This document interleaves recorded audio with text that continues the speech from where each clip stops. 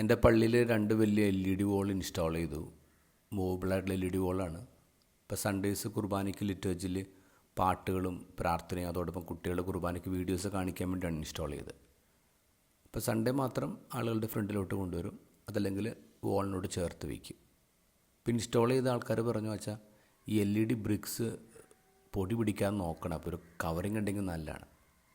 അപ്പോൾ വലിയ LED വളയതുകൊണ്ട് ഞാൻ ഒരു സൈഡ് മാത്രം തുണി കൊണ്ട് കവർ ചെയ്യാമെന്ന് വിചാരിച്ചു. അങ്ങനെ തുണിയൊക്കെ തയ്ച്ച് കാർപ്പൻറ്റർക്ക് തുണി കൊടുത്തിട്ട് പറഞ്ഞു, ഇത് മുകളിൽ ഫിക്സ് ചെയ്യുക, അഴിക്കാൻ പറ്റാത്തതിൽ ഫിക്സ് ചെയ്യുക, എന്നിട്ട് താഴെ വലിച്ചു കെട്ടി മൂടുക. സൺഡേസ് നമുക്ക് ഈ താഴെ മാത്രം തുറന്നിട്ട് ഈ തുണി മറിച്ചിടാം, അപ്പോൾ ആൾക്കാർ കാണാൻ പറ്റുമല്ലോ. പറഞ്ഞു കൊടുത്തു, ഓക്കെ പറഞ്ഞു.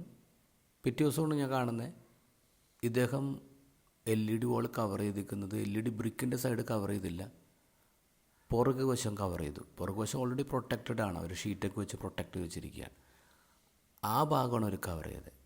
യഥാർത്ഥത്തിൽ ഏതാണ് കവർ ചെയ്യേണ്ടത്, ഏറ്റവും വിലയുള്ളത് ഏതാണ് പ്രൊട്ടക്റ്റ് ചെയ്യേണ്ടത്, അതിന് പകരം എൻ്റെ പുറകുവശം കവർ ചെയ്ത് വെച്ചു.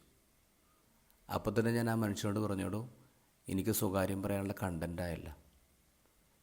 എൻ്റെ ഗോസ്പലിൽ അതാണ് കാണുന്നത്. ഏതാണ് സംരക്ഷിക്കേണ്ടത്, ഏതാണ് പ്രധാനപ്പെട്ടത്, അത് ഗൗനിക്കാതെ, അത് സംരക്ഷിക്കാതെ ചെറിയ കാര്യങ്ങളിലേക്ക് ഫരിസേയർ ശ്രദ്ധിക്കാൻ പോയി എന്നുള്ളതാണ്.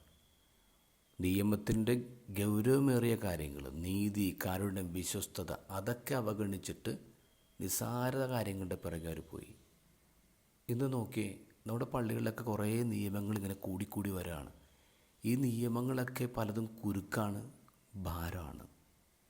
നീതിയും കാരുണ്യവും നമ്മുടെ പല നിയമങ്ങളിലും ഇല്ല എന്നുള്ളതാണ്.